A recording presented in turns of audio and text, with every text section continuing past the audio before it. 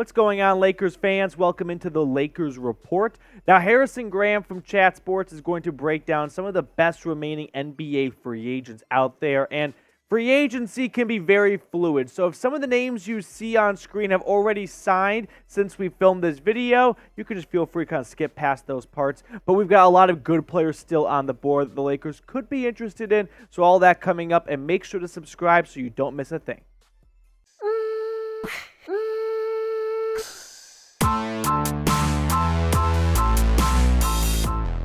You're watching NBA Now by Chat Sports. My name is Harrison Graham. We're in the middle of day 3 of NBA Free Agency 2023, and still some notable names out there that teams can sign in free agency. So we're going to take a look at about 15 available free agents coming up here on today's show. We'll start with Christian Wood here, who spent last season with the Dallas Mavericks, kind of a 4-5 hybrid, 6'10", 215. Had a good statistical season offensively, 16.6 points per game, 7.3 rebounds. Shot the ball well, over 51% from the field, almost 38% from three-point range, but the effort isn't always there. He seems to clash with teammates and coaches. I think that's why he remains unsigned. I think that's why the Mavericks haven't brought him back at this point and probably won't. But if a team wants to take a chance on a talented player, Christian Wood could be that guy. Grant Williams still available, the kind of 3-4 hybrid with Boston, more of a stretch 4 as he is restricted. So I think that could be the reason nothing's happened yet. A sign and trade could be on the table with the Boston Celtics. But I think a player that could be in line for a bigger role, maybe he starts for a team that brings him on board. There's been rumors that the Charlotte Hornets could sign him to an offer sheet. The Mavericks have been connected to Williams, a guy who's averaged about 39% three-point shooting over the past 3 years. He can play the 3, he can play the 4. We'll see where he ends up. Now, who do you think is the top free agent left on the board at this point in NBA free agency? Drop a name down in the comment section right now. Who is the best remaining NBA free agent for 2023? It's hard to pick one. I think there's 4 or 5 you could decide between, but let us know who you think that is. Next up is P.J. Washington, as he had a career year with the Hornets, averaged almost 16 and 5, 45% from the field almost, about mid-30s from 3. He's improved in that area. Similar to Grant Williams, not quite the shooter, but has had a bigger role in Charlotte and has been able to take advantage of that.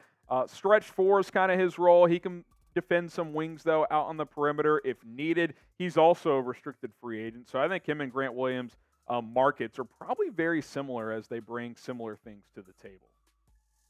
Kelly Oubre Jr. still out there as he had a good season with Charlotte last year. Not the most efficient, but fairly efficient. 20 points per game, grabbed 5 rebounds, 43% from the field. Has never really been able to develop that knockdown three-point shot. Kind of shoots low mid-30s. Not terrible, like decent enough, but you'd like that to go up 5 or 6 percentage points. Athletic player in the open court. The defense comes and goes, so I think he could be a mid-level exception target for somebody. Mason Plumlee, arguably the best pure center left in NBA free agency, depending on how you view Christian Wood positionally. 11 points, 9 rebounds. Look, he's like your ideal backup center. Traditional center, he's going to set screens, roll to the basket, he'll grab rebounds for you. Can dish a little bit out of the high post as well. 3 assists per game last year. I'll be curious to see where he ends up signing. Maybe the best defender on the market in NBA free agency, Matisse Thybulle, 6'5", 201, but he can guard 1 through 4s. I mean, he is an all-NBA defender. The problem with Thybulle, he's also restricted, by the way, but the problem with Thybulle is he's just abysmal from three-point range. Like, if he could be 35% from 3 on catch and shoots, he would be a starter for most teams in this league. I do think he has value, though, as a matchup defender for a lot of teams. So curious to see what his market is. He is still available to sign. Subscribe to us here at Chat Sports if you want to stay up to date with the latest NBA news, rumors, trades. We had all your draft coverage. We'll do that again over the next year. Free agency, everything else that's surrounding the association. Go ahead and hit that subscribe button. It's youtube.com/chatsportstv. It's 100% free. All you got to do is subscribe to the channel right now. Ayo Dosunmu, a restricted free agent guard. The Chicago Bulls have re-signed Kobe White, 3 years, $33 million, up to $40 million. They signed Javon Carter, 3 years, $20 million. Is Ayo Dosunmu still in their plans? They might let a team sign him to an offer sheet and then make a decision. I like him, had a really good rookie year. Similar production last year, but didn't shoot the ball as well from three. He shot 37.5% his rookie year, shot like 31% this past year, but got that dog in him, good defender. I think he can be a backup point guard or even a two for a contending team. We'll see if the Bulls bring him back or if not, where he ends up going. Torrey Craig, one of the better small forward options remaining in free agency. 7.5 points last year, 5.5 rebounds, decent shooter. He'll give you some 3 and D off the bench. Scrappy defender who can guard 1 through 3s, occasionally 4s as well. We'll see if the Suns bring him back or if he ends up elsewhere. Been a lot of chatter around Malik Beasley, a handful of teams interested in him, according to Michael Scotto of Hoops Hype. Kind of a flamethrower. He can really get hot from three-point range, but very streaky there. Didn't have one of his better shooting seasons a year ago. The Lakers have kind of loaded up on bringing back a lot of their guards. We'll see if they have room for one more. Terrence Ross still available to sign in NBA free agency as he got traded from the Magic to the Suns midseason last year. He can be a guy that can score in a hurry. Now, he doesn't give you a lot on the defensive end at this point in his career, but he is capable for going for 20 points on any given night. I think the Suns would like to bring him back for the vet minimum, but he might be looking for just a little bit more. How about Paul Reed? What's his nickname? Big Ball Paul? B-Ball Paul? Good backup. He's developed nicely in Philadelphia. Can play the 4, can play the 5.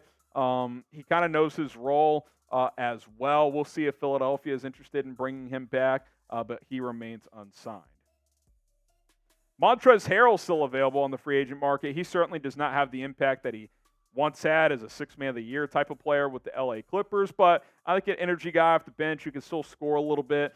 Doesn't give you anything defensively, but offensively can still be a bucket every now and again. Garrett Jones Jr., one of the better athletes remaining in NBA free agency. Doesn't give you a ton statistically, but in the open court, can run and gun a little bit. Has some bunnies on him as well. Positional versatility, can play the 2, can play the 3, but he remains unsigned as well. So there you go. Some of the top players remaining in NBA free agency. I'll just verbally mention, who am I mentioning here real quick? TJ Warren, wanted to mention him as well. He's not what he once was, but someone who can score a little bit. Ended up in Phoenix late last season, but still someone that is out there in NBA free agency. If you want more NBA free agency coverage, we're the channel for you. Subscribe to Chat Sports.